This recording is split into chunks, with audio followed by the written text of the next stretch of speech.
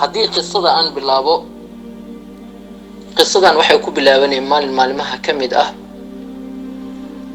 ayaa wiil shabaab wuxuu u tagay nin sheekh asigoo murugsan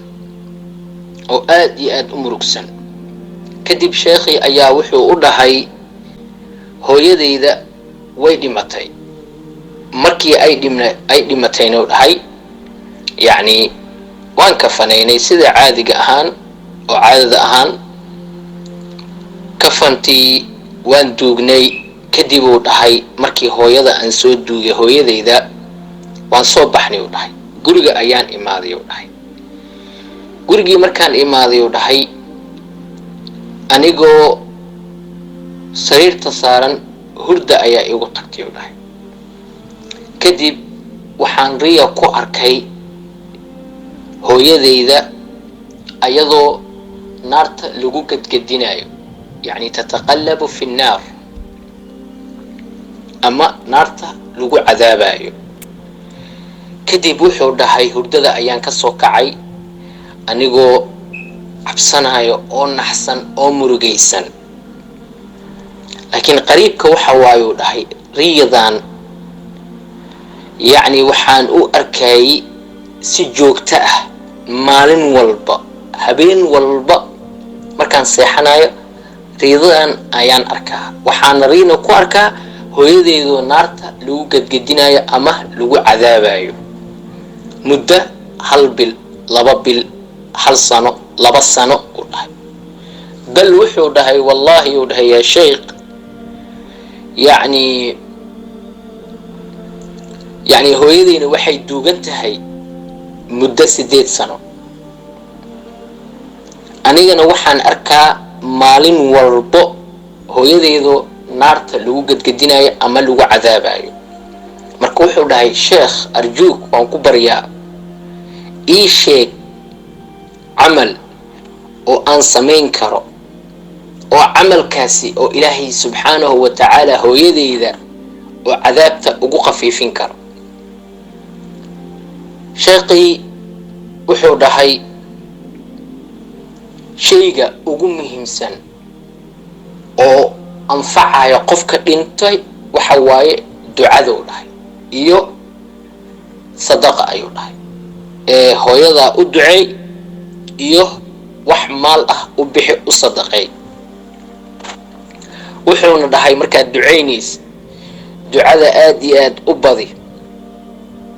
maxaa yeelay ducada waa qofka markuu dhinto waxa anfacayo waa ducada u dhahay وانا كنت ذال أيو دحي إن هويدا أد wax u sadaqayso ducadana mar walba waxaad ku ducaysataa in ilaahay cadaabka ka qafiifiyo hooyadaada in ilaahay subhanahu wa ta'ala qabrigeeda ugu dhigo rawda min riyad aljanna wiilkii uu soo baxay wuxuu bilaabay in hooyadiisa u duceeyo oo wax u sadaqeeyo aad iyo aad ayuu ugu duceyn jiray hooyadiisa maalmaha kamid ah waxa dhacday in ilaahay subhanahu wa ta'ala oo ducadiisa ka aqbalo marka waxa dhacday wiilkii maalmaha kamid ah markii ilaahay uu aqbalay habeenaha kamid ah ayuu seexday wiilkii wuxuu riyo ku arkay hooyadiisa ayadoo oo ku dabaalanayso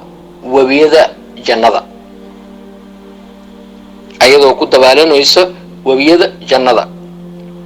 wiilkii cajiib ay la naqatay markaas wuxuu dhahay hooya uu dhahay ma sha'nuki see wax u jira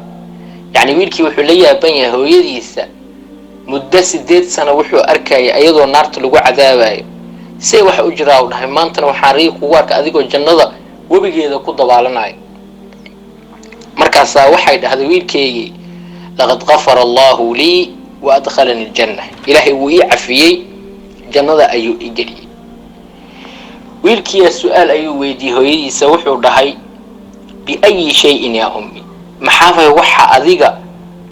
oo jannada aad ku gashay maxuu yahay markaas waxay dhahday ya waladi ducadaada ayaan ku gal wiilkii uu la cajiibmay cajiib ayay la naqatay wiilka. markaasaa wuxuu dhahay hooyo waxaan ku weydiinaa ma ii sheegi kartaa maxaa u sabab ah in adiga naarta lagugu cadaabo, naarta lagu gadgadiyo, maxaa u sabab ah muddo 8 sano oo anigana aan kugu arkaayo habeen walba adigoo naartaasi ama jahannama lagugu cadaabayo. markaasaa waxay dhahday wiilkayga waan kuu sheegay dhahday. waxay dhahday aabbahaaga markuu i guursaday wuxuu qabi jiray hal wiil asigoo oo qabo oo naag kale uu ka dhalay ayuu ani i guursaday dhahday. kadib waxay dhahday markuu isoo guursaday ilaahay wuxuu na siiyey aabbahay aniga adiga. guriga marka waxaa jooga asiga iyo wiilka walaalkiisa oo ay isku aabba yihiin. markaasaa waxay dhahday markii cuntada aan idin siinayo dhahday oo caanaha bikeeriga aan idinku shubayo dhahday adiga bikeerigaaga waan ku buuxin jiray, caana keli aan kugu shubi jiray. ama wiilka walaalkaaga oo ani aan dhalin oo aad isku aabba tihiin waxaan samayn jiray nus caanaan ugu shubi jiray, nusna biyo aan ugu dhammaystiri jiray. saas ayaan samayn jiray dhahday. saas daraaddeed ayaa lii cadaabayay. haddana ilaahay cadaabkan wuxuu iga badbaadiyey liajli oo adiga ducadaada. saas daraaddeed ayuu dhahay. wiilkii hurdada ayuu ka soo kacay asigoo faraxsan oo aad iyo aad u faraxsan maadaama uu arkay in ilaahay subxaanahu wa tacaala ducadiisa ka ajiibay oo hooyadiisna ilaahay subxaanahu wa tacaala qabrigeeda u nuuriyey.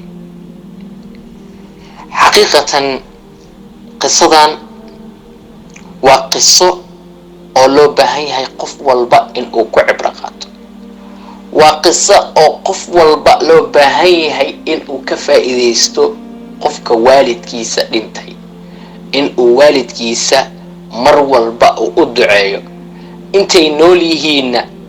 in uu ka faa'iidaysto oo macnaha oo yani wax kasta oo khayr ah uu ka faa'iidaysto. culimada waxay dhahaan baarinimada oo dhabta ah waa waalidkaaga markuu dhinto. qofka oo markii waalidkiis dhinto oo sadaqa jaariya u samaynayo oo mar walba salaad walba ugu ducaynayo, baarinimada taas ayaa la dhahay dhahan. sababtoo ah waxay dhahaan dad maanta waxaa jira waalidkooda ay ka cabsanayaan, cabsi daraaddeeda ay u ixtiraamayaan. dadna waxaa jira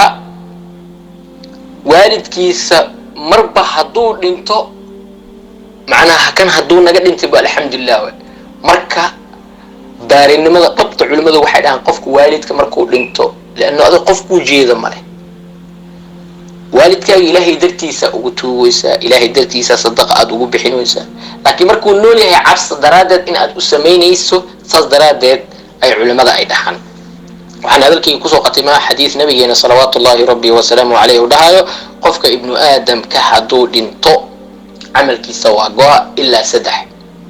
saddexdaas ay tahay qofkii sadaqa jaariya adduunka markuu joogo samaysto, ceel qoto, masjid dhiso, kitaabo qur'aan geeyo, dugsi furo ilaa halumma. sadaqooyinkaas waa sadaqooyinka oo soconaya. iyo qof cilmi adduunkan ka tago, kutubo qoro, muxaadarooyin jeediyo, wax khayr sameeyo oo markuu dhinto waxaasi intuu oo macnaha oo waxaasi asarkiisa u yaala adduunka asigana sadaqadaas way u socotaa. iyo midda saddexaad nabigu wuxuu dhahay aw waladun saalix, wiil baari markaad dhimatid ilaahay kuu tuugaay, sadaqa kuu samaynaya, wax kuu samaynaya. kilibka wuxuu kusoo dhammaanaa hal duca oo ay tahay allahumma ighfir liwaalidaya, ilaahayow u dambi dhaaf waalidiintayda, واغفر للمؤمنين والمؤمنات والمسلمين والمسلمات الأحياء منهم مؤمنين تا يدكي مسلمين تا كل جوذا الأحياء منهم والأموات كوا النور كوا الانتباء إلهي ودم بدا.